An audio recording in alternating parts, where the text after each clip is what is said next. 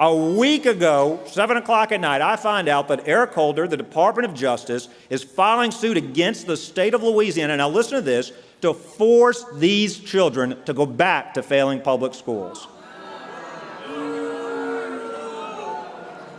I want you to understand what's at stake here.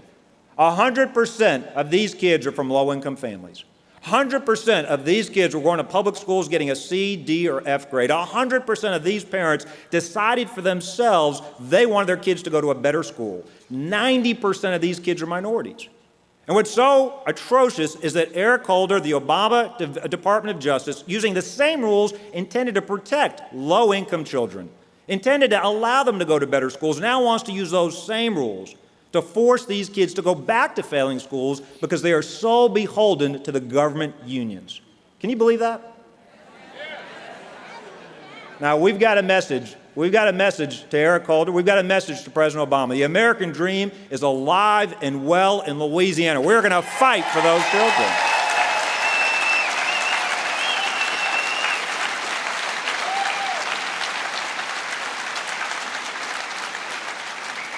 It is amazing to me, almost exactly 50 years after Martin Luther King gave his famous speech saying that he dreamt of a day where his children would be judged by the content of their character, not the color of their skin, almost 50 years to the date, our own federal government would be trying to force kids back into failing schools. How does this happen?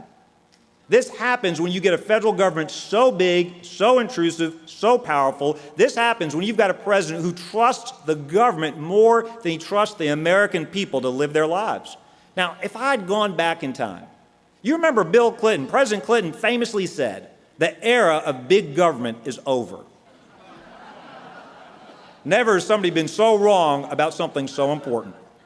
If I'd gone back 4.5 years ago, if I'd gone back to before when this president had first taken office, you wouldn't have believed, if I had told you some of the things that they have done, you wouldn't have believed they would have done these things. For example, if I had told you 4.5 years ago that we were going to have a president that was going to increase our cumulative debt to almost $17 trillion, would you have believed that? No. If I had told you that this administration was going to give guns to drug cartels in the Fast and Furious program in Mexico and try to keep guns out of the hands of law-abiding American citizens, would you believe that? No. If I had told you 4.5 years ago that this administration was going to use the IRS to go after conservative groups and political opponents, would you have believed that? No.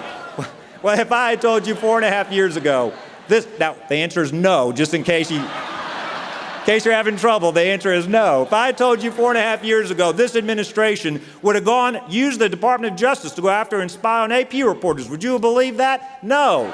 If I had told you 4.5 years ago this administration would turn its back on the Canadians when they wanted to create jobs in America and send oil here, would you have believed that? No.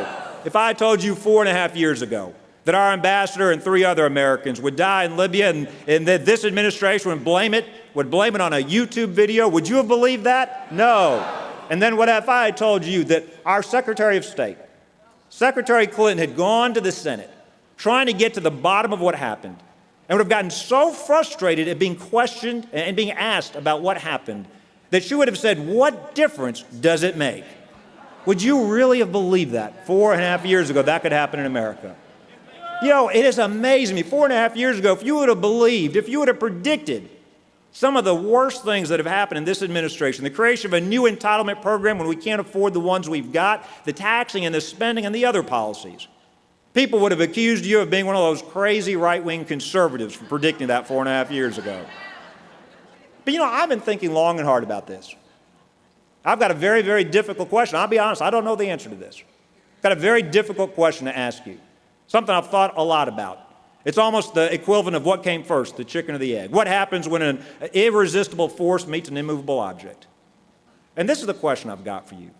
Is the Obama administration the most incompetent administration we have seen in modern American history?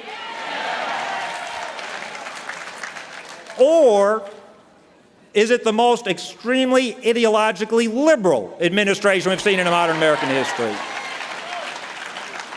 Well, to answer that question, I want to quote Secretary Clinton, what difference does it make whether the most liberal or most ideologically incompetent administration in modern American history?